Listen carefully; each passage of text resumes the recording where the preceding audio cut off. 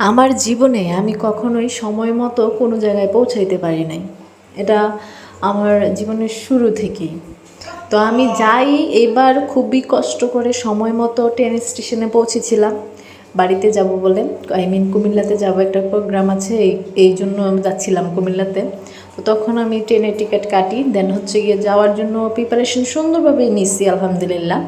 তো মানে এই প্রথমবার আমি সময় মতো ট্রেন স্টেশনে গিয়ে পৌঁছাইছি, দেন হচ্ছে ট্রেনের জন্য অপেক্ষাও করতেছিলাম, মানে ট্রেনটা আসবে আমি উঠবো এরকম আর কি। তো অবশেষে আমি শুনতে পাইলাম যে ট্রেন এখন আর আসবে না, ট্রেন আসতে আসতে 10:30 বাজবে। তো অবশেষে আর কি করার, বাসায় আবার চলে আসছি। তো 2 দিনের ট্যুর, একটা রাত্র থাকবো, দেন পরের দিন অনুষ্ঠান শেষ করে ব্যাক করব। তো এই সিলাই যাওয়া আর কি। তো পরবর্তীতে আমরা আবার সকাল 7টার ট্রেন 10:30টায় ছাড়ছে। তো বাসা থেকে আবার পরবর্তীতে যাওয়ার পরে দেন হচ্ছে ট্রেনে উঠি। ওঠার পরে ট্রেন ছেড়ে দেয়, দেন তারপরে তো ও মাই গড, সেই একটা ভিউ। তো লাখ টাকা দিলেও এরকম ভিউ পাওয়া যাবে না, এই আর কি। তো ট্রেন ছেড়ে দিচ্ছে, এখন যাচ্ছি কুমিল্লাতে। তো এখানে কি হবে, কেন যাচ্ছি, তো এইটা আমি নেক্সট আরেকটা পার্টে দিব। আর এই প্রথমবার আমার নিজস্ব কোনো ব্যাকগ্রাউন্ড সাউন্ড বা ব্যাকগ্রাউন্ড মিউজিক দিয়ে আপনাদেরকে ভিডিও দিচ্ছি।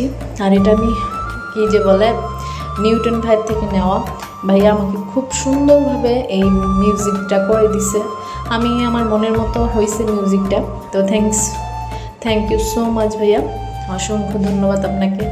তো ভাইয়ার আমার থেকে কোনো টাকা, মানে যেটুকু আমি দিছি ওইটা কোনো টাকা হিসাব করলে হবে না। ভাইয়া খুব যত্ন সহকারে ভালোবেসে ছোটো বোনকে এই মিউজিকটা গিফট করছে। তো থ্যাংক ইউ সো মাচ ভাইয়া, অসংখ্য ধন্যবাদ আপনাকে। তো কথা বলতে বলতে আমি চলে আসছি আলহামদুলিল্লাহ কুমিল্লাতে। তো এটা হচ্ছে আমাদের কুমিল্লার প্রাণের শহর, যেখানে মনে করেন যে হচ্ছে আমার স্কুল, কলেজ, ইউনিভার্সিটি সব কিছু, আমার ব্যক্তি জীবনের সব কিছু মিশে আছে এখানে। আমার ছোটোবেলা থেকে বড় হওয়া থেকে দেন আবলা সব কিছু এখানে। তো এখন আমরা যেখানে দিয়ে যাচ্ছি সামনে হচ্ছে আমাদের ক্যান্টনমেন্ট, যেটাকে বলা হয় খ্রিস্টান কবরস্থান। এটাতে অনেক সময় অনেক মানুষ আসে ঘুরতে। আমরাও আগে যেতাম, যখন বাড়িতে থাকতাম ঈদ এলে এখানে যেতাম, আম্মু নিয়ে যেত, পরিবারের সঙ্গেই যেতাম। তো দেখতে দেখতে এটাও ক্রস করে আমরা এখন কংসনগর এসে পড়ছি। আর বাড়ির কাছে এসে ঝামেলাতে পড়া স্বাভাবিক। সারা রাস্তা খুবই ভালো ছিল, এখানে এসে জ্যামে পড়ে গেছি, মানে আরেকটু হলে বাসায় চলে যাব, বাট জ্যামে পড়ে গেছি, কি আর করার, জ্যাম থাকবেই, মাস্ট বি। তো এখন বলি কেন আসছি কুমিল্লাতে। তো আমার মেজো বোনের ছেলেকে সুন্নত করাইছে, দেন ওইখানে সুন্নতের অনুষ্ঠানে অ্যাটেন্ড করার জন্য যাচ্ছি। আমার এখন কোনো ইচ্ছেই ছিল না যাওয়ার, কোনো প্রিপারেশনই ছিল না। তো আবার এর মধ্যে তারা আমাদেরকে একটা দায়িত্ব দিচ্ছে যে তারা সবাই একরকম কাপড় পরবে, ওর গায়ে হলুদও করবে, এই আর কি।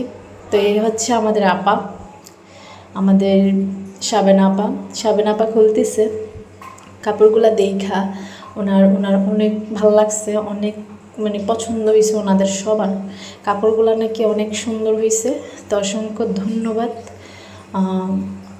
আনাসের আব্বুকে জানাইছে, এই আর কি। তো তাদের টাকাগুলো হালালে লাগছে, অনেক সুন্দর হয়েছে কাপড়গুলো। আপনারাও দেখলে বুঝবেন যে আসলে কাপড়ের মানে রঙটা, কাপড়ের কালারটা খুবই সুন্দর। প্রত্যেকটা মানুষকে অনেক সুন্দর লাগতেছিল, যেহেতু আমরা প্রত্যেকেই মানে এমনিতে ভিডিওর সামনে যাই না আউট কাপড় পরে, তো এই কারণে আর ওই রকম ভিডিও দেওয়া হলো না। তারপর আমি দিব শর্ট করে আপনাদের জন্য ভিডিওটা তৈরি করব। তো আমি নেক্সট আরেকটা পার্টে আপনাদের সাথে পুরো অনুষ্ঠানের একটা শর্ট ভিডিও আপলোড করব। তো হচ্ছে আমাদের মডেলিং আপা, পপি আপা, ভাইরাল পারসন। তো সবাই ভালো থাকবেন, সুস্থ থাকবেন। আসসালামু আলাইকুম।